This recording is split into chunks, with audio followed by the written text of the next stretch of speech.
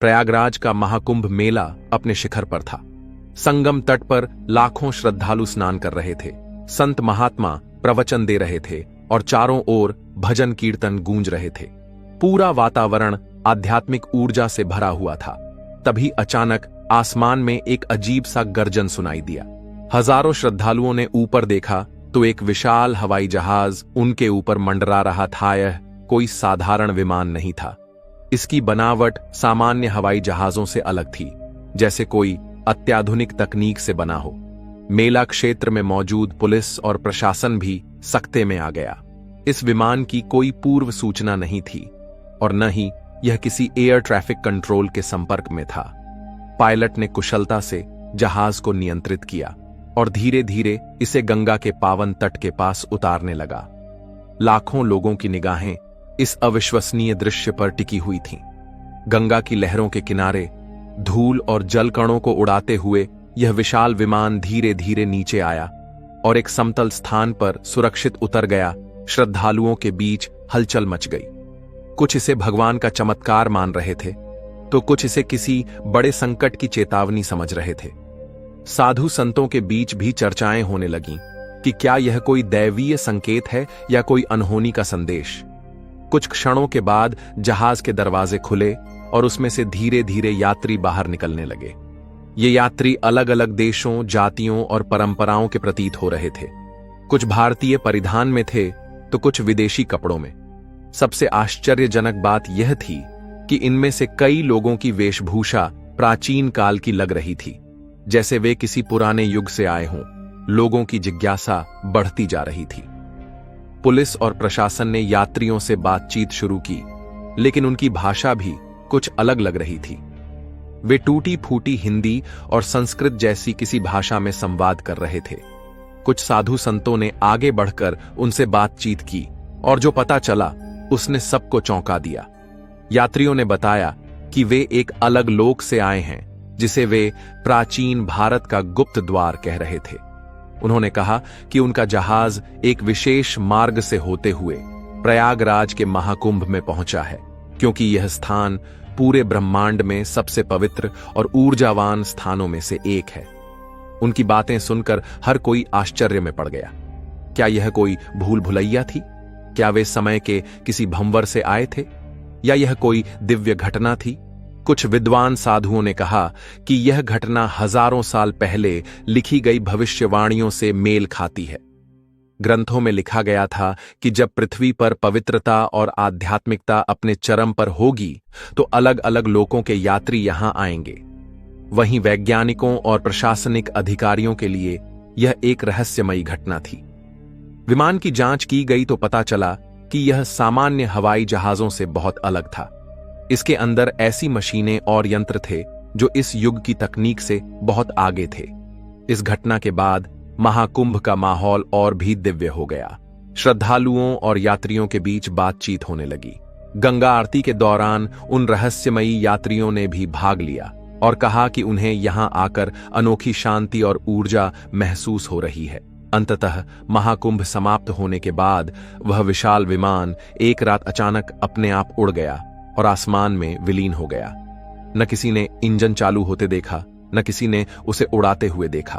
बस एक रोशनी की चमक और फिर वह गायब हो गया। इस घटना के बाद भी यह रहस्य बना रहा कि वह हवाई जहाज कहां से आया था और उसमें सवार यात्री कौन थे। क्या वे हमारे ही भविष्य से थे या फिर किसी और लोक के निवासी? महाकुंभ का यह अनोखा अनुभव सदियों तक याद रखा गया और संतों ने इसे ईश्वरीय संकेत कहा, जो यह दर्शाता था कि महाकुंभ केवल पृथ्वी के लिए नहीं बल्कि पूरे ब्रह्मांड के लिए एक आध्यात्मिक संगम है। क्या यह भविष्य में फिर होगा? क्या हमारे लोकों के बीच कोई अदृश्य द्वार है? यह प्रश्न आज भी अनुत्तरित है। महाकुंभ के इस रहस्यमयी घटनाक्रम के बाद प्रशासन पूरी तरह सतर्क हो गया। भारतीय वायुसेना, अंतरिक्ष अनुसंधान केंद्र ISRO और अन्य वैज्ञानिक संस्थाएं इस मामले की जांच में लग गईं।